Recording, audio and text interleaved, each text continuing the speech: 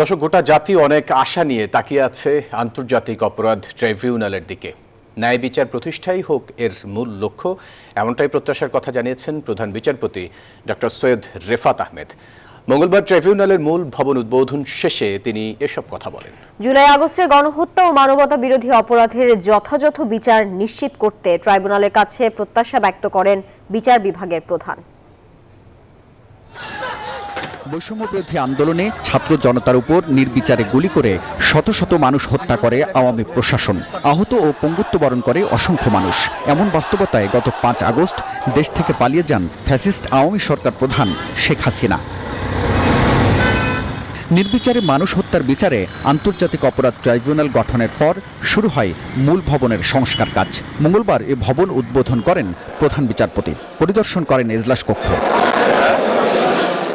গণহত্যার বিচারে স্বচ্ছতা আনতে ন্যায় বিচারের মাধ্যমে ট্রাইব্যুনাল নতুন মাত্রা যোগ করবে বলে জানান প্রধান বিচারপতি।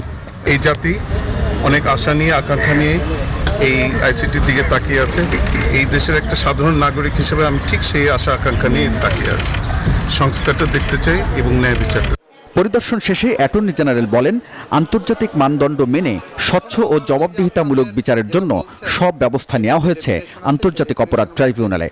ক্রাইম এগেনস্ট হিউম্যানিটি আইসিসি স্ট্যাটিউটের আন্ডারে যে ডেফিনেশন, আমাদের 1973 সালের আইনেও সেই একই ডেফিনেশন আছে।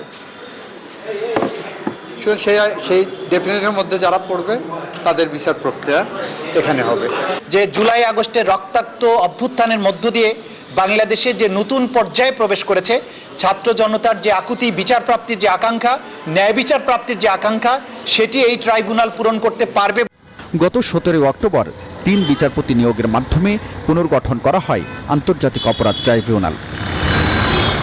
হাবিবুল ইসলাম হাবিব, নিউজ 24, ঢাকা।